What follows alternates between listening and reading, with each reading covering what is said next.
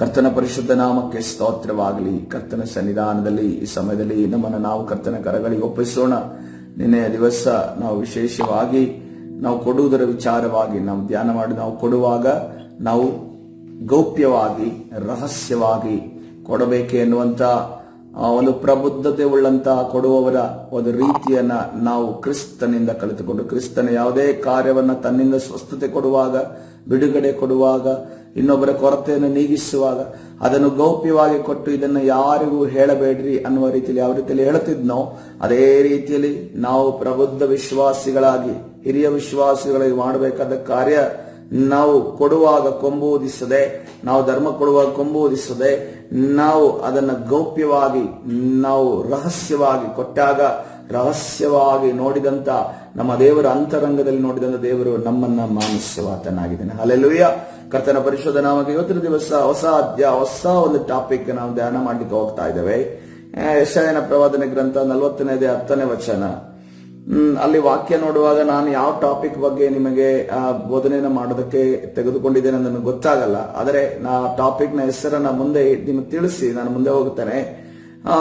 ನಿಮಗೆ ಗೊತ್ತಿರಬಹುದು, ಇಂಗ್ಲಿಷ್ ನಲ್ಲಿ ಇಂಗ್ಲಿಷ್ ಸತ್ಯವೇದದಲ್ಲಿ ಬೋಸಮ್ ಅಂತ ಅನ್ನುವಂತ ಒಂದು ಶಬ್ದ ಇದೆ. ಬೋಸಮ್ ಅಂದರೆ ಎದೆಯ ಭಾಗ ಅನ್ನೋದನ್ನ ನೋಡ್ತೇವೆ. ಆ ಎದೆಯ ಭಾಗವನ್ನು ಬೋಸಮ್ ಎಂದು ಕರೀತಾರೆ. ಈ ಬೋಸಮ್ ಎನ್ನುವಂತ ಶಬ್ದ ನಮ್ಮ ಸತ್ಯವೇದದಲ್ಲಿ ಕೂಡ ನಾವು ಅನೇಕ ಕಡೆ ನಾವು ನೋಡ್ತಾ ಇದ್ದೇವೆ. ಅದು ಆ ಎದೆಯ ಭಾಗ ಎಂದು ನೋಡುವಾಗ ಪ್ರೀತಿಯನ್ನ ತೋರಿಸುವಂತ ಭಾಗ ಆಗಿದೆ ಮತ್ತು ಒಂದು ರಕ್ಷಣಾತ್ಮಕವಾದ ಅಪ್ಪಿಕೊಳ್ಳುವಂತಹ ಭಾಗವಾಗಿದೆ. ಅದೇ ರೀತಿಯಲ್ಲಿ ಇನ್ನೊಬ್ಬರಿಗೆ ನಾವು ಯಥೇಚ್ಛವಾದ ಪ್ರೀತಿಯನ್ನ ತೋರಿಸುವಂತಹ ಭಾಗ ಆಗಿದೆ ಅನ್ನುವ ರೀತಿಯಲ್ಲಿ ನಾವು ಅದನ್ನ ವಿವರಿಸಬಹುದು. ಆದರೆ ಸತ್ಯವೇದದಲ್ಲಿ ಅನೇಕ ಕಡೆ ಈ ಬೋಸಮ್ ಎನ್ನುವಂತಹ ಒಂದು ಸ್ಥಳ, ಎದೆಯ ಭಾಗ ಎನ್ನುವ ಸ್ಥಳದ ವಿಚಾರವಾಗಿ ವಿವರಣೆಯನ್ನು ಕೊಡಲ್ಪಟ್ಟಿದೆ. ನಾವು ಬೋಸಮ್ ಎಂದು ಹೇಳುವಾಗ ದೇವರ ಎದೆಯ ಭಾಗ ಅನ್ನೋದನ್ನ ಮೊದಲನೇದಾಗಿ ಗಮನಿಸೋದಾದ್ರೆ ನಾವು 40ನೇ ಯೆಶಾಯ ಪ್ರವಾದನೆ ಗ್ರಂಥ 40ನೇ ವಚನ ಈ ರೀತಿಯಲ್ಲಿ ವಾಕ್ಯ ಹೇಳ್ತಾ ಇದೆ.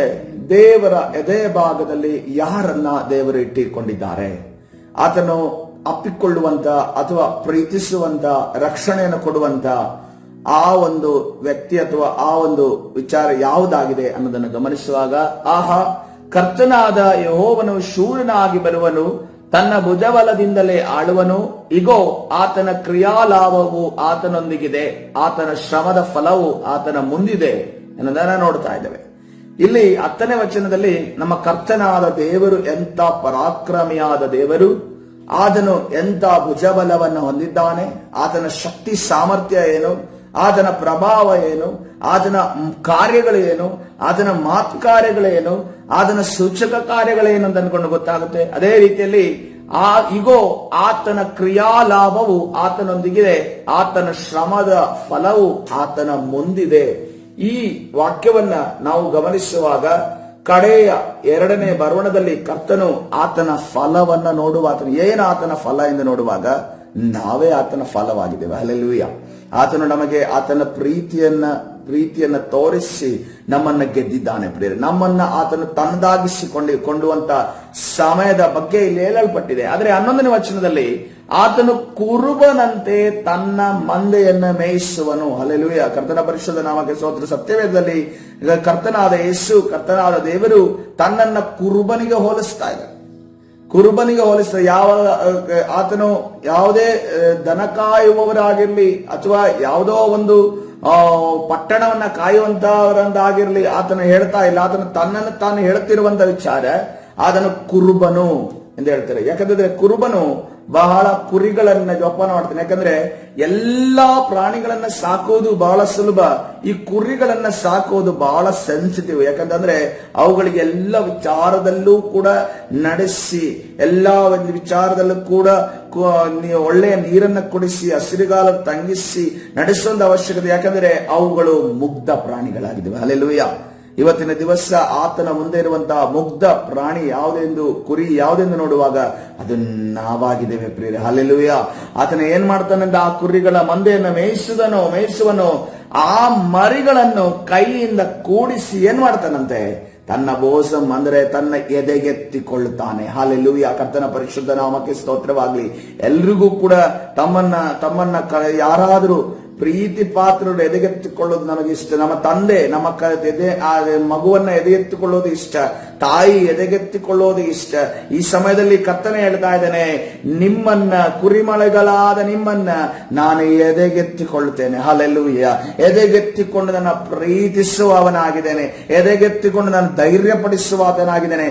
ಎದೆಗೊಂಡು ನೀವೆಲ್ಲರೂ ಕೂಡ ಕುರಿಯನ್ನ ಎದೆಗೆತ್ತಿ ಕೈ ಎತ್ತಿ ನೀವು ಹಿಡಿದುಕೊಂಡಿರ್ಬೋದು, ಅಥವಾ ಕೈ ಎತ್ತಿರುವುದನ್ನ ಹಿಡಿದುಕೊಂಡಿರುವುದನ್ನ ನೋಡಿರ್ಬಹುದು, ಅಥವಾ ಎದೆಗೆ ಒತ್ತಿಕೊಂಡದನ್ನ ಫೋಟೋಗಳಲ್ಲಿ ನೋಡಿರ್ಬೋದು. ನಾನು ಕೂಡ ಒಂದು ಸಾರಿ ಒಬ್ಬ ವಿಶ್ವಾಸಿಯ ಮನೆಗೆ ಹೋದಂತ ಸಂದರ್ಭದಲ್ಲಿ ಅಲ್ಲೊಂದು ಕುರಿಮರಿ ಇತ್ತು. ಎಷ್ಟು ಚೆನ್ನಾಗಿತ್ತು ಅಂತಂದ್ರೆ ಕುರಿಮರಿ, ಆ ಕುರಿಮರಿಯನ್ನ ನಾನು ಎದೆಗೆ ಒತ್ತಿಕೊಂಡೊಂದು ಫೋಟೋನ ತೆಗೆದುಕೊಂಡಿದ್ದೆ. ಆ ಫೋಟೋ ಈಗಲೂ ಕೂಡ ನನ್ನ ಬಳಿಯಲ್ಲಿ ಇದೆ. ಆ ಬಿಳಿಯಾಗಿರುವಂತ ಒಂದು ಕೂಡ ಬ್ಲೆಮಿಶ್, ಒಂದು ಕೂಡ ಮಾರ್ಕ್ ಅದರದು ಉಣ್ಣೆ ಮೇಲೆ ಆಗಲಿ ಬಾಡಿಯ ಮೇಲೆ ಇಲ್ಲ. ಅಷ್ಟು ಚೆನ್ನಾಗಿ ನಾನು ತಪ್ಪಿಕೊಂಡು ನಾನು ಫೋಟೋನ ತೆಗೆದುಕೊಂಡೆ. ಎಂತ ಅದು ಅನುಭವ ಅಂತಂದ್ರೆ, ನಮ್ಮ ದೇವರು ಯಾವ ರೀತಿಯಲ್ಲಿ ನಮ್ಮನ್ನ ತನ್ನ ಎದೆಗೆ ಒಪ್ಪಿಕೊಂಡಿದ್ದಾನೆ. ಆದ್ರೆ ದುರಂತದ ವಿಷಯ ಏನಂತಂದ್ರೆ, ಆ ಕುರಿಮರಿ ಸತ್ತೇ ಹೋಯ್ತು, ಯಾವುದೋ ಒಂದು ಪ್ರಾಣಿಯ ಬಾಯಿಗೆ ಸಿಕ್ಕಾಕೊಂಡು ಸತ್ತೇ ಹೋಯ್ತು ಅಂತ ಅನ್ಕೊಂಡು ನಾನು ಕೇಳ್ಪಟ್ಟೆ. ಆವಾಗ ನೋವಾಯ್ತು ನನಗೆ. ಆದ್ರೆ ನಾನು ಒಂದು ದಿವಸ ಎದೆಗೆ ಅಪ್ಪಿಕೊಂಡ ಕುರಿಮರಿ ಅದಾಗಿತ್ತು. ಇವತ್ತಿನ ದಿವಸ ಪ್ರಿಯರೇ, ನಮ್ಮನ್ನ ಸದಾ ಎದೆಗೆ ಅಪ್ಪಿಕೊಂಡು ನಡೆಸುವಂತ ಕುರುಬನ್ನು ನಾವು ಎದುರು ನೋಡ್ತಾ ಇದ್ದೇವೆ. ನಾವಿಲ್ಲಿ ಅನುಭವ ಮಾಡ್ತಾ ಇದ್ದೇವೆ. ನಮ್ಮ ಕುರುಬನು ನಮ್ಮನ್ನ ಎದೆಗಪ್ಪಿಕೊಂಡು ನಡೆಸುವಂತ ದೇವರಾಗಿದ್ದಾನೆ. ಹಲ್ಲೆಲೂಯ.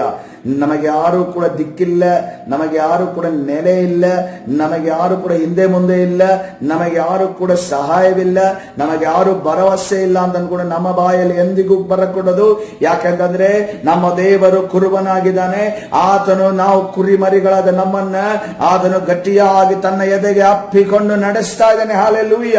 ಕರ್ತನ ಪರಿಶುದ್ಧ ನಾಮಕ್ಕೆ ಸ್ತೋತ್ರವಾಗಲಿ. ಅನೇಕ ಬಾರಿ ಅನಿಸುತ್ತೆ, ದೇವರು ಕುರಿಮರಿಯಾಗಿ ನಮ್ಮನ್ನ ಎದೆಗೆ ಅಪ್ಪಿಕೊಂಡು ನಡೆಸ್ತಾ ಇದ್ದಾನಲ್ಲ, ಕಷ್ಟ ಸಂಕಟಗಳು, ಕೊರತೆಗಳು, ರೋಗಗಳು ಯಾಕೆ ನಮಗೆ ಅನ್ಕೊಂಡು. ಆದ್ರೆ ಯಾಕೆ ಅಂತಂದ್ರೆ, ನಾವು ಕುರಿಮಾರಿಯಾಗಿದ್ದವರು ಕೆಲವು ಬಾರಿ ಕುರಿಗಳಾಗಿ ಬೆಳೆದಾಗ ನಮ್ಮ ಕುರುಬನ ಕೈ ತಪ್ಪಿಸಿಕೊಂಡು ಓಡಾಡಿ ಎಲ್ಲೆಲ್ಲೋ ಸಿಕ್ಕಿ ಹಾಕಿಕೊಳ್ಳುತ್ತೇವೆ. ಇವತ್ತಿನ ದಿವಸ ಪ್ರಿಯರೇ, ಆ ರೀತಿಯಲ್ಲಿ ನಾವಿರೋದಾದ್ರೆ ಕರ್ತನ ಸನ್ನಿಧಿಯಲ್ಲಿ ತಿರುಗಿ ಬರೋಣ. ಹಲ್ಲೆಲೂಯ. ನಿನ್ನ ಕುರುಬನ ಕಾಯ್ತಾ ಇದ್ದಾನೆ, ನಿನ್ನ ಕುರುಬನ ನಿನ್ನನ್ನು ಸೇರಿಸಿಕೊಳ್ಳುವುದಕ್ಕೆ ಕಾಯ್ತಾ ಇದ್ದಾನೆ, ಮತ್ತೆ ತಿರುಗಿ ಅದೇ ಪ್ರೀತಿಯನ್ನ ಕೊಡುವುದಕ್ಕೆ ಅದನ್ನ ಕಾಯ್ತಾ ಇದ್ದಾನೆ. ಹಲ್ಲೆಲೂಯ. ನಾವು ಮತ್ತಾಯನ ಸುವಾರ್ತೆಯಲ್ಲಿ ಕೂಡ ಕುರಿಗಳ ವಿಚಾರವಾಗಿ ಓದ್ತೇವೆ. ಮತ್ತಾಯನ ಸುವಾರ್ತೆ 25ನೇ ಅಧ್ಯಾಯ 31ರಿಂದ 34 ವಚನಗಳಿದೆ. ಈ ರೀತಿಯಲ್ಲಿ ಬರೆಯಲ್ಪಟ್ಟಿದೆ. ನಮಗೆ ಚಿರಪರಿಚಿತವಾದ ವಾಕ್ಯ, ಅನೇಕ ಬಾರಿ ಓದಿರುವ ವಾಕ್ಯ, ಅನೇಕ ಬಾರಿ ಧ್ಯಾನ ಮಾಡಿರುವ ವಾಕ್ಯ, ಅನೇಕ ಬಾರಿ ನೀವು ಬೇರೆಯವರಿಗಿಂತ ವಾಕ್ಯವನ್ನ ವಿವರಿಸಿರುವಂತ ವಾಕ್ಯ ಅದಾಗಿದೆ. ಏನಂತ ನೋಡುವಾಗ, ಇದಲ್ಲದೆ ಮನುಷ್ಯ ಕುಮಾರನು ತನ್ನ ಮಹಿಮೆಯಿಂದ ಎಲ್ಲಾ ದೇವದೂತರೊಂದಿಗೆ ಕೂಡಿ ಬರುವಾಗ ತನ್ನ ಮಹಿಮೆಯ ಸಿಂಹಾಸನದಲ್ಲಿ ಕೂತುಕೊಳ್ಳುವ ದೇವರು ಮಹಿಮೆಯ ಸಿಂಹಾಸನದಲ್ಲಿ ಕೂತುಕೊಳ್ಳುವನು. ಕಡೆಯ 2ನೇ ಬರವಣದ ವಿಚಾರವಾಗಿ ಹೇಳಲ್ಪಟ್ಟಿದೆ. ಮತ್ತು ಎಲ್ಲಾ ದೇಶಗಳ ಜನರು ಆತನ ಮುಂದೆ ಕೂಡಿಸಲ್ಪಡುವ, ಎಲ್ಲ ದೇಶಗಳ ಜನರು ಎಲ್ಲಂತೆ ಆತನ ಮುಂದೆ ಕೂಡಿಸಲ್ಪಡುವರು. ಕುರುಬನು ಆಡುಗಳನ್ನು ಕುರಿಗಳನ್ನು ಬೇರೆ ಬೇರೆ ಮಾಡುವ ಪ್ರಕಾರ ಅವರನ್ನ ಬೇರೆ ಮಾಡ್ತಾನೆ. ಅಲ್ಲೇ ಆಡುಗಳ ಒಂದು ಮಧ್ಯದಲ್ಲಿದ್ದಾವೆ, ಕುರಿಗಳು ಕೂಡ ಗುಂಪಲ್ಲಿದ್ದಾವೆ. ದೇವರು ಆವಾಗ ಕುರಿಗಳನ್ನ ಆಡುಗಳನ್ನ ಬೇರೆ ಬೇರೆ ಗುಂಪಾಗಿ ಮಾಡ್ತಾನೆ. ಕುರಿಗಳನ್ನ ಏನ್ ಮಾಡ್ತಾನಂತೆ, ತನ್ನ ಬಲಗಡೆಯಲ್ಲಿ ಆಡುಗಳನ್ನ ತನ್ನ ಎಡಗಳಲ್ಲಿ ಸೇರುತ್ತಾನಂತೆ. ಬಲಗಡೆಯಲ್ಲಿ ಯಾವಾಗಲೂ ಕೂಡ ಅದು ಒಳ್ಳೆಯ ಒಂದು ಸಿಂಪ್ಟಮ್ ಆಗಿದೆ, ಒಳ್ಳೆಯ ಒಂದು ಬಲ ಎಂದು ನೋಡುವಾಗ ಅದು ದೈವಿಕವಾದ ಒಂದು ಸೈಡ್ ಆಗಿರೋದುಂಟು. ಕುರಿಗಳನ್ನು ತನ್ನ ಬಲಗಡೆಯಲ್ಲಿಯೂ ಆಡುಗಳನ್ನು ತನ್ನ ಎಡಗಡೆಯಲ್ಲಿ ನಿಲ್ಲಿಸುವನು. ಆಗ ಅರಸನು ತನ್ನ ಬಲಗಡೆಯಲ್ಲಿರುವವರಿಗೆ, ಅಂದ್ರೆ ಕುರಿಗಳಿಗೆ, ನನ್ನ ತಂದೆಯ ಆಶೀರ್ವಾದವನ್ನು ಹೊಂದಿದವರೇ ಬನ್ನಿರಿ, ಲೋಕಾದಿಯಿಂದ ನಿಮಗೋಸ್ಕರ ಸಿದ್ಧ ಮಾಡಿದ ರಾಜ್ಯವನ್ನ ಸ್ವಾಸ್ಥ್ಯವಾಗಿ ತೆಗೆದುಕೊಳ್ಳಿರಿ. ಹಲ್ಲೆಲೂಯಾ. ಕರ್ತನ ಪರಿಶುದ್ಧ ನಾಮಕ್ಕೆ ಸ್ತೋತ್ರವಾಗಲಿ. ಲೋಕದ ಯುಗದ ಪ್ರಾರಂಭದಲ್ಲಿ ಮಾಡಿರುವಂತಹ ರಾಜ್ಯವನ್ನ ಕುರಿಗಳಿಗೆ ಕೊಡುತ್ತೇನೆ ಎಂದು ಹೇಳಿದ ದೇವರು ಈ ಸಮಯದಲ್ಲಿ ನಮ್ಮ ಆ ಕುರಿಮರಿಯನ್ನೇ ಕರ್ತನ ಎದೆಗೆ ತನ್ನ ಬೋಸಂಗೆ ಆತನು ಅಪ್ಪಿಕೊಂಡಿದ್ದಾನೆ. ಪ್ರಿಯರೇ, ಹಲ್ಲೆಲೂಯಾ. ಬೋಸಂಗೆ ಅಪ್ಪಿಕೊಂಡ ಆತನು ನಮ್ಮ ದೇವರಾಗಿದ್ದಾನೆ. ಇವತ್ತಿನ ದಿವಸ ದೈವಿಕ ಪ್ರೀತಿಯನ್ನ ಅನುಭವ ಮಾಡುವಂತ ದೇವ ಜನರೇ, ಈ ಸಮಯದಲ್ಲಿ ಆ ದೈವಿಕ ಪ್ರೀತಿಗೆ ಮಾಡುವಂತ ಈ ಸಭೆ ಹಿರಿಯರೇ, ದೈವಿಕ ಪ್ರೀತಿಯನ್ನ ಅನುಭವ ಮಾಡುತ್ತಿರುವಂತಹ ಯವನಸ್ಥರೇ, ಕರ್ತನ ಸನ್ನಿಧಾನದಲ್ಲಿ ನಮಗೆ ದೈವಿಕ ಪ್ರೀತಿಯೇ ದೊಡ್ಡದು. ಈ ಲೋಕದ ಪ್ರೀತಿಗಿಂತ, ಈ ಲೋಕದಲ್ಲಿರುವಂತಹ ವ್ಯಕ್ತಿಗಳು ನಮಗೆ ಮಾತಾಡಿಸಬಹುದು. ಪ್ರತಿದಿನ ಹೇಗಿದ್ದೀರಾ ಅಂತ ಅನ್ಕೊಂಡು ಹೇಳ್ಬಹುದು. ಅದೇ ರೀತಿಯಲ್ಲಿ ಫೋನ್ ಮಾಡಬಹುದು, ರಾತ್ರಿ ಮೆಸೇಜ್ಗಳನ್ನ ಮಾಡಬಹುದು. ಆದರೆ ಅದಕ್ಕಿಂತ ಹೆಚ್ಚಿನವನೊಬ್ಬನಿದ್ದಾನೆ, ನಮ್ಮ ಕುರುಬನಾಗಿದ್ದಾನೆ. ಹಲ್ಲೆಲೂಯ. ನಮ್ಮ ಕುರುಬನ ಮಾತನ್ನ ಕೇಳುವವರಿದ್ದಾರೋ, ಹಲ್ಲೆಲೂಯ. ನಮ್ಮ ಕುರುಬನ ಮಾತನ್ನು ಹೋಗೊಡುವವರಿದ್ದಾರೋ, ಕರ್ತನ ಸನ್ನಿಧಾನದಲ್ಲಿ ನಮ್ಮ ಎದೆಯನ್ನ ಒತ್ತುತ್ತಾ ಹೇಳೋಣ, ಕರ್ತನೇ ನಾನು ನಿನ್ನ ಮಾತನ್ನ ಕೇಳುವಾಚನಾಗಿದ್ದೇನೆ. ಕರ್ತನೇ ನಾನು ನಿನ್ನ ಮಾತನ್ನ ಕೇಳುವಾಚನಾಗಿದ್ದೇನೆ. ನಿನ್ನ ಮಾತನ್ನ ಕೇಳುವಾಗ ಸಹಾಯ ಮಾಡು. ನಾನೊಬ್ಬ ಕುರಿಮರಿ, ನಿನ್ನ ಕುರಿಮರಿಯಾಗಿದ್ದೇನೆ, ಪ್ರೀತಿಯ ಕುರಿಮರಿಯಾಗಿದ್ದೇನೆ. ಕರ್ತನೇ ನನಗೆ ಮನುಷ್ಯರ ಮಾತಾಗಲಿ ಲೋಕದ ಮಾತಾಗಲಿ ನನಗೆ ಬೇಡ, ನನಗೆ ನಿನ್ನ ಮಾತು ಪ್ರಾಮುಖ್ಯ ಸ್ವಾಮಿ. ಹಾಲೆಲೂಯ. Thank you Jesus. ಕರ್ತನ ಪರಿಶುದ್ಧ ನಾಮಕ್ಕೆ ಸ್ತೋತ್ರವಾಗಲಿ. ಆದರೆ ಎಚ್ಕೆಲ ಪ್ರವಾದನೆ ಗ್ರಂಥದಲ್ಲಿ 34ನೇ ಅಧ್ಯಾಯ 12ರಿಂದ 16 ವಚನವನ್ನು ನೋಡುವಾಗ, ಎಚ್ಕೆಲ ಪ್ರವಾದನೆ ಗ್ರಂಥ 34ನೇ ಅಧ್ಯಾಯ 12ರಿಂದ 16 ವಚನಗಳು, ಅಲ್ಲಿ ಕುರುಬನು ಇದ್ದಾನೆ. ನಾನು ಹೇಳಿದೆ ನಿಮಗೆ ಅದಕ್ಕಿಂತ ಮುಂಚೆನೆ, ಕುರಿಮರಿ ಯಾವಾಗಲೂ ಕುರುಬನ ಎದೆ ಭಾಗದಲ್ಲಿ ಇರಬೇಕು. ಆದ್ರೆ ಇಲ್ಲಿರುವಂತ ಕುರಿಗಳು ಏನಾಗಿದ್ದಾರೆ, ಇವರು ಚದರಿ ಹೋದ ಕುರಿಗಳು. ತನ್ನ ಕುರಿಗಳನ್ನು ಹುಡುಕುವ ಹಾಗೆ ನಾನು ನನ್ನ ಕುರಿಗಳನ್ನು ಹುಡುಕುವೆನು. ಕಾರ್ಮುಗಿಲಿನ ದುರ್ದಿನದಲ್ಲಿ ಚೆಲ್ಲಾಪಿಲ್ಲಿಯಾದ ಎಲ್ಲಾ ಸ್ಥಳಗಳಿಂದ ಅವರನ್ನ ಬಿಡಿಸಿ, ಜನಾಂಗಗಳ ವಶದಿಂದ ತಪ್ಪಿಸಿ, ದೇಶಗಳಿಂದ ಒಟ್ಟುಗೂಡಿಸಿ, ಸ್ವದೇಶಕ್ಕೆ ಬರಮಾಡಿ, ಇಸ್ರಾಯೇಲ್ನ ಬೆಟ್ಟಗಳಲ್ಲಿಯೂ ತೊರೆಗಳ ಬಳಿಯಲ್ಲಿಯೂ ಸೀಮೆಯ ಎಲ್ಲಾ ಹಕ್ಕಿಗಳಲ್ಲಿಯೂ ಮೇಯಿಸುವೆನು. ಹಲ್ಲೆಲೂಯ. ಕರ್ತನ ಪರಿಶುದ್ಧ ನಾಮಕ್ಕೆ ಸ್ತೋತ್ರವಾಗಿದೆ. ಎಚ್ಕೆಲನ ಪ್ರವಾದನೆ ಗ್ರಂಥದಲ್ಲಿ ಹೇಳಿರುವಂತಹ ಈ ಒಂದು ದೇವರ ವಾಕ್ಯ, ದೈವೋಕ್ತಿ, ಇದು ಚದುರಿಸಲ್ಪಟ್ಟಂತ ಇಸ್ರೇಲರ ವಿಚಾರ. ಅನೇಕ ಬಾರಿ ಇಸ್ರೇಲರು ದೇವರ ವಿರುದ್ಧವಾಗಿ ನಿಂತಾಗ ಅವರು ಇಸ್ರೇಲ್ ದೇಶದಿಂದ ಚದುರಿಸಲ್ಪಡುತ್ತಾರೆ. ಆ ಚದುರಿಸಲ್ಪಟ್ಟಂತ ಆ ಒಂದು ಇಸ್ರೇಲರನ್ನ ಕರ್ತನ ಏನ್ ಮಾಡ್ತಾನೆ, ಕುರಿಗಳನ್ನ ಆತನ ಹುಡುಕ್ತಾನಂತೆ. ಹುಡುಕುವ ಹಾಗೆ ನಾನು ನನ್ನ ಕುರಿಗಳನ್ನು, ಒಬ್ಬ ಚದುರಿ ಹೋದ ಕುರಿಗಳನ್ನು ಕುರುಬನು ಯಾವ ರೀತಿ ಹುಡುಕ್ತಾನೋ ಆ ರೀತಿಯಲ್ಲಿ ಕರ್ತನ ಹುಡುಕ್ತಾನಂತೆ. ಕಾರ್ಮಗಿಲಿನ ದುರ್ದಿನದಲ್ಲಿ ಚೆಲ್ಲಾಪಿಲ್ಲಿಯಾದ ಎಲ್ಲಾ ಸ್ಥಳಗಳಿಂದ ಅವುಗಳನ್ನ ಬಿಡಿಸಿ, ಅವುಗಳನ್ನ ಕಷ್ಟಗಳಿಂದ ಬಿಡಿಸಿ, ನೋವುಗಳಿಂದ ಬಿಡಿಸಿ, ಅವುಗಳ ಸಿಕ್ಕಿ ಹಾಕಿಕೊಂಡಿರುವ ಸ್ಥಳಗಳಿಂದ ಬಿಡಿಸಿ, ಜನಾಂಗಗಳ ವಶದಿಂದ ತಪ್ಪಿಸಿ, ದೇಶಗಳಿಂದ ಒಟ್ಟುಗೂಡಿಸಿ, ಸ್ವದೇಶಕ್ಕೆ ಬರಮಾಡಿ, ಇಸ್ರಾಯೇಲಿನ ಬೆಟ್ಟಗಳಲ್ಲಿಯೂ ತೊರೆಗಳ ಬಳಿಯಲ್ಲಿಯೂ ಸೀಮೆಯ ಎಲ್ಲಾ ಹಕ್ಕಿಗಳಲ್ಲಿಯೂ ಮೇಯಿಸುವನು. ಹಲ್ಲೆಲೂಯ. ಕರ್ತನ ಪರಿಶುದ್ಧ ನಾಮಕ್ಕೆ ಸ್ತೋತ್ರವಾಗಲಿ. ಪ್ರಿಯರೇ, ನಮ್ಮ ಆಶೀರ್ವಾದವನ್ನು ನಮಗೆ ಕೊಡುವುದಕ್ಕೆ ಕರ್ತನು ಪಟ್ಟಿರುವಂತಹ ಶ್ರಮವನ್ನ ಇವತ್ತಿನ ದಿವಸ ನೆನಪಿಸಿಕೊಳ್ಳೋಣ. ನಮ್ಮ ಆಶೀರ್ವಾದನ ನಾವು ಹೊಂದುವುದಕ್ಕೆ ನಾವು ಹೋರಾಟಗಳ ಮಧ್ಯದಲ್ಲಿ ಹಾದು ಹೋಗುವಾಗ ಸೈತಾನನ ಕೈಯಿಂದ ಆ ಒಂದು ಆಶೀರ್ವಾದನ ಕಿತ್ತು, ಸೈತಾನನ ಕವಶವಾಗಿದ್ದಂತ ಆ ಒಂದು ಸಾಮ್ರಾಜ್ಯವನ್ನ ಕಿತ್ತು, ಸೈತಾನನ ಕೈಯಲ್ಲಿರುವಂತಹ ನಮ್ಮ ಆಸ್ತಿಯನ್ನ ಕಿತ್ತು ನಿಮ್ಮ ಕೈಗೆ ಕರ್ತನ ಕೊಟ್ಟಿದ್ದಾನಲ್ಲ, ಅದನ್ನ ನೆನೆಸಿಕೊಳ್ಳೋಣ ಪ್ರಿಯರೇ. ಹಲ್ಲೆಲೂಯ. ಕರ್ತನ ಪರಿಶುದ್ಧ ನಾಮಕ್ಕೆ ಸ್ತೋತ್ರವಾಗಲಿ. ಅದನ್ನ ನೆನೆಸಿ ಕರ್ತನಿಗೆ ಸ್ತೋತ್ರ ಮಾಡೋಣ. ಕರ್ತನಿಗೆ ಸ್ತೋತ್ರ. ಅದೇ ರೀತಿಯಲ್ಲಿ ಅವುಗಳಿಗೆ ಒಳ್ಳೆಯ ಮೇವನ್ನು ಮೇಯಿಸುವನು. ಅವುಗಳ ಹುಲ್ಗಾವಲು ಇಸ್ರಾಯೇಲ್ನ ಎತ್ತರವಾದ ಬೆಟ್ಟಗಳಲ್ಲಿರುವುದು. ಅಲ್ಲಿ ಒಳ್ಳೆಯ ತೆವರಿನಲ್ಲಿ ಮಲಗುವವು. ಇಸ್ರೇಲ್ನ ಬೆಟ್ಟಗಳಲ್ಲಿ ಹಸಿ ಹುಲ್ಲನ್ನು ಮೇಯುವವು. ಹಲ್ಲೆಲೂಯ. ಕರ್ತನ ಪರಿಶುದ್ಧ ನೋಡ್ರಿ, ಒಳ್ಳೆಯ ಮೇವು ಕೊಡ್ತಾನಂತೆ. ಅದನಂತರ ಮತ್ತೆ ಹುಲ್ಗಾವಲಲ್ಲಿ ನಮಗೆ ಎತ್ತರವಾದ ಆ ಬೆಟ್ಟದ ಸ್ಥಳದಲ್ಲಿ ನಮಗೆ ಮೇಯಿಸುತ್ತಾನಂತೆ. ಅದೇ ರೀತಿ ಮೂರನೇದಾಗಿ ಆತನ ತೇವರಿನಲ್ಲಿ ನಮ್ಮನ್ನ ಮಲಗಿಸುತ್ತಾನಂತೆ. ನಾಲ್ಕನೇದಾಗಿ ನೋಡುವಾಗ ಇಸ್ರೇಲ್ನ ಬೆಟ್ಟಗಳಲ್ಲಿ ಹಸಿ ಹುಲ್ಲನ್ನ ಮೇಯಿಸುತ್ತಾನಂತೆ. ಇದೆಲ್ಲವನ್ನ ಒಂದೇ ಕುರಿಮರಿಗೆ ಕರ್ತನು ಕೊಡುವಾತನಾಗಿದ್ದಾನೆ.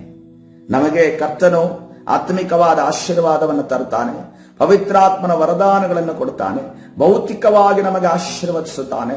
ನಾವು ಹೋದಂತಹ ಜಾಗದಲ್ಲಿ ನಮಗೆ ಆ ಒಂದು ವ್ಯಕ್ತಿಗಳನ್ನ ಆ ಒಂದು ಸ್ಥಳವನ್ನು ನಮಗೆ ಒಪ್ಪಿಸುತ್ತಾನೆ. ಅದರಲ್ಲಿ ಹೋಗುವಾಗಲೂ ಬರುವಾಗಲೂ ಆತನ ದೇವದೂತನ ದಂಡನ್ನು ಇಳಿಸಿ ನಮ್ಮ ಕಾಲು ಕಲ್ಲಿಗೆ ತಗಲದಂತೆ ಕಾಯ್ತಾನೆ. ಇದೆಲ್ಲ ಪ್ರೊಟೆಕ್ಷನ್ ನಮಗಿದೆ ಪ್ರಿಯರೇ. ಕರ್ತನು ನಮಗೆ ಈ ಪ್ರೊಟೆಕ್ಷನ್ ಕೊಟ್ಟಿದ್ದಾನಲ್ಲ. ಇವತ್ತಿನ ದಿವಸ ನಮಗೆಲ್ಲರಿಗೂ ಸ್ತೋತ್ರ ಹೇಳೋದಕ್ಕೆ ಸಾಧ್ಯನ? ಆ ಒಂದು ಉಪಕಾರವನ್ನ ನೆನೆಸಿ ಕರ್ತನಿಗೆ ಮಹಿಮೆಯನ್ನ ಸಲ್ಲಿಸುವುದಕ್ಕೆ ನಮಗೆ ಸಾಧ್ಯನ? ಕರ್ತನಿಗೆ ಸ್ತುತಿ ಮಾಡುವುದಕ್ಕೆ ನಮಗೆ ಸಾಧ್ಯನ? Hallelujah, thank you Jesus. ಪರಿಶುದ್ಧನಾದ ದೇವರೇ, ನಾನೇ ನನ್ನ ಕುರಿಗಳನ್ನು ಮೇಯಿಸಿ ಹಾಯಾಗಿ ಮಲಗುವಂತೆ ಮಾಡುವೆನು. ಹಲ್ಲೆಲೂಯ. ಕರ್ತನ ಎಷ್ಟು ಮಟ್ಟಿಗೆ ಅಂತಾದ್ರೆ ಕರ್ತನು ನಮ್ಮ ವಿಶ್ರಾಂತಿಯನ್ನ ಬಯಸ್ತಾ ಇದ್ದಾನೆ. ನಿನಗೆ ಕುರಿಯಿಂದ ಅಂದ್ಮೇಲೆ ನೀನು ಮೇಯ್ತಾ ಇರಬೇಕು ಅಂತ ಅನ್ಕೊಂಡು ಕರ್ತನ ಹೇಳಿದ ಮೇಯ್ದ ನಂತರ ನಿನಗೆ ಒಳ್ಳೆಯ ನಿದ್ರೆಯನ್ನ ಭರಿಸುವಂತ ದೇವರು. ಇವತ್ತಿನ ದಿವಸ ಅನೇಕ ವಿಶ್ವಾಸಿಗಳಿಗೆ, ಸೇವಕರಿಗೆ, ಅಪೋಸ್ತಲರಿಗೆ ಸರಿಯಾದ ರೀತಿಯಲ್ಲಿ ಅಥವಾ ಲೋಕದವರಿಗೆ ನಿದ್ದೆ ಇಲ್ಲ. ಈ ದಿವಸ ಕರ್ತನ ಹೇಳ್ತಾ ಇದ್ದಾನೆ, ಯಾರಿಗೆ ನಿದ್ದೆ ಇಲ್ವೋ, ಯಾರಿಗೆ ನಿದ್ದೆ ಬರ್ತಾ ಇಲ್ಲ ಅಂತ ಹೇಳ್ತಿರೋ, ಚಿಂತೆ ಮಾಡಿಕೊಂಡು ಕೂತಿದ್ದಾರೆ, ಕರ್ತನ ಡೈರೆಕ್ಟ್ ಆಗಿ ಅವರ ಜೊತೆ ಮಾತನಾಡ್ತಿದ್ದಾನೆ. ನಿನಗೆ ನಿದ್ದೆಯನ್ನ ಕೊಡುವ ದೇವರು ಈ ಸಮಯದಲ್ಲಿ ನಿನ್ನ ಮಧ್ಯದಲ್ಲಿದ್ದಾನೆ. ಹಾಲೆಲೂಯ.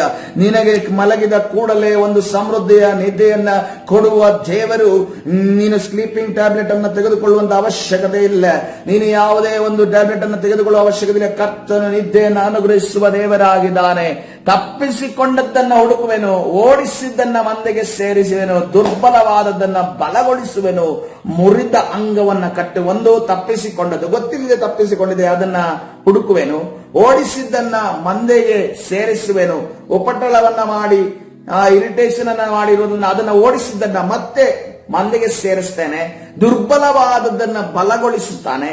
ಮುರಿದ ಅಂಗವನ್ನ ಆತನು ಯಾವುದಾದ್ರೂ ವಿಚಾರದಲ್ಲಿ ನಮಗೆ ಆಗಿರುವಂತಹ ನಮ್ಮ ಒಂದು ಕೃತ್ಯದ ಮುಖಾಂತರ, ನಮ್ಮ ಒಂದು ಆಲೋಚನೆ ಮುಖಾಂತರ, ಮಾತುಗಳ ಮುಖಾಂತರ ಆದಂತ ನಮಗೆ ಪೆಟ್ಟುಗಳನ್ನ ಕರ್ತನು ಕಟ್ಟುತ್ತಾನೆ. ಬಲಿತ ಕೊಬ್ಬಿದ ಕುರಿಗಳನ್ನು ಧ್ವಂಸ ಮಾಡುವೆನು, ಅವುಗಳಿಗೆ ನ್ಯಾಯದಂಡನೆ ಎಂಬ ಮೇವನ್ನು ತಿನ್ನಿಸುವೆನು. ಹಲ್ಲೆಲೂಯ. ಟೋಟಲಿ ನ್ಯಾಯದಂಡನೆ ಅನ್ನುವಂತ ಮೇವನ್ನಾದರೂ ಕರ್ತನು ನಮ್ಮನ್ನು ತಿನ್ನಿಸಿ ನಮಗೆ ಕುರಿಗಳನ್ನಾಗಿ ನಿಲ್ಲಿಸಿ ಕರ್ತನ ಪರಲೋಕ ರಾಜ್ಯಕ್ಕೆ ನಮ್ಮನ್ನ ಸಿದ್ಧಪಡಿಸುತ್ತಾನೆ ಪ್ರಿಯರೇ. ಹಲ್ಲೆಲೂಯ. ಕರ್ತನ ಪರಿಶುದ್ಧ ನಾಮಕ್ಕೆ ಸ್ತೋತ್ರವಾಗಿ. ಇವತ್ತಿನ ದಿವಸ ನಾವು ದೇವರ ಎದೆಯ ಭಾಗಕ್ಕೆ ಒರಗಿಕೊಂಡ ಕುರಿಗಳಾಗಿ ನಾವು ಇರೋದಾದ್ರೆ, ಕರ್ತನು ನಮ್ಮನ್ನ ಈ ರೀತಿಯಲ್ಲಿ ಕುರಿಮಾರಿಯಾಗಿ ನಮ್ಮನ್ನು ನಡೆಸುವಾದರೆ, ಪ್ರೀತಿಸುವಾತನಾಗಿದೆ, ಬಲಪಡಿಸುವಾತನಾಗಿದೆ. ಈ ಸಮಯದಲ್ಲಿ ಪ್ರಾರ್ಥನೆ ಮಾಡಿಕೊಳ್ಳೋಣ. ಸಮಯ ಮುಗಿದಿದೆ. ಅದಕ್ಕೋಸ್ಕರವಾಗಿ ಕರ್ತನ ಸನ್ನಿಧಿಯಲ್ಲಿ ಪ್ರಾರ್ಥನೆ ಮಾಡೋಣ. ಕರ್ತನ ಪ್ರೀತಿ ಪಾತ್ರರೇ, ಕರ್ತನ ಪ್ರೀತಿಗೆ ಪಾತ್ರರಾಗಿರುವಂತಹ ದೇವ ಜನರೇ, ಈ ಸಮಯದಲ್ಲಿ ನಮ್ಮನ್ನು ನಾವು ಕರ್ತನ ಕರಗಳಿಗೆ ಸಮರ್ಪಿಸುತ್ತಾ ಕೇಳಿಕೊಳ್ಳೋಣ. ಪರಿಶುದ್ಧನಾದ ದೇವರೇ, ನಿನ್ನ ನಾಮಕ್ಕೆ ಸ್ತೋತ್ರವಾಗಲಿ. ಈ ಒಳ್ಳೆಯ ಸಮಯಕ್ಕಾಗಿ ನಿನಗೆ ಸ್ತೋತ್ರ. ನಾವೊಂದು ಕರ್ತನೇ ರಾಜ, ನಿನ್ನ ಎದೆಯಲ್ಲಿ ಇರುವಂತಹ ಕುರಿಮರಿಯಾಗಿದ್ದೇವೆ. ಆ ವಿಚಾರವನ್ನ ನಾವು ಧ್ಯಾನ ಮಾಡ್ಲಿಕ್ಕೆ ಹೋಗ್ತಾ ಇದ್ದೇವೆ. ಇನ್ನೆಷ್ಟು ದಿನಗಳು ಆ ಧ್ಯಾನ ನಡೀತಾ ಗೊತ್ತಿಲ್ಲ ಸ್ವಾಮಿ. ನಿನ್ನ ಚಿತ್ತ, ನಿನ್ನ ನಡೆಸುವಿಕೆಯ ಮೇರೆಗೆ ನಮ್ಮನ್ನು ನಡೆಸುವುದಕ್ಕಾಗಿ ನಿನಗೆ ಸ್ತೋತ್ರ ಮಾಡುತ್ತೇವೆ. ನಿನ್ನ ಆಶೀರ್ವದಿಸು, ಬಲಪಡಿಸು, ನಿನ್ನ ಪ್ರಸನ್ನತೆಯಿಂದ ತುಂಬು ಕರ್ತನೆ. ನಿನ್ನ ಸಾನ್ನಿಧ್ಯ ನಮ್ಮ ಮಧ್ಯದಲ್ಲಿ ಚಲಿಸಲಿ. ವಿರೋಧವಾಗಿ ಕಾರ್ಯ ಮಾಡುವಂತ ನಿನ್ನ ಪ್ರೀತಿ ಪಾತ್ರದ ಕುರಿಬರಿಯಾಗಿ ನಾವು ಇರದೆ ಕರ್ತನೆ ತಪ್ಪಿಸಿಕೊಳ್ಳುವಂತ ಕರ್ತನೆ ರಾಜ, ಕರ್ತನೆ ಅದೇ ರೀತಿಯಲ್ಲಿ ಓಡಿ ಹೋಗುವಂತ, ಅದೇ ರೀತಿಯಲ್ಲಿ ಕರ್ತನೆ ರಾಜ ಪರಿಶುದ್ಧನಾದ ಬಲಿತ ಕುರಿಗಳಾಗಿ ನಾವು ಮಾರ್ಪಡದಾಗಿ ಕಾಪಾಡೋದಕ್ಕಾಗಿ ಸ್ತೋತ್ರ. ವಿರೋಧವಾಗಿ ಕಾರ್ಯ ಮಾಡುವಂತ ಎಲ್ಲಾ ಸೈತಾನನ ಕಾರ್ಯಗಳನ್ನು ನಜರೇದಿನ ಯೇಸುವಿನ ಹೆಸರಿನಲ್ಲಿ ಬಂಧಿಸಿ ಮುರಿದಾಗ್ತಾ ಇದ್ದೇವೆ. ಬಿಡುಗಡೆ ಕೊಡು, ನೀನು ತಾನೇ ನಡೆಸು. ಕರ್ತನಾದ ಯೇಸು ಸ್ವಾಮಿ ಪ್ರಾರ್ಥಿಸಿ ಹೊಂದಿಕೊಳ್ತೇನೆ ಜೀವವುಳ್ಳ ತಂದೆ.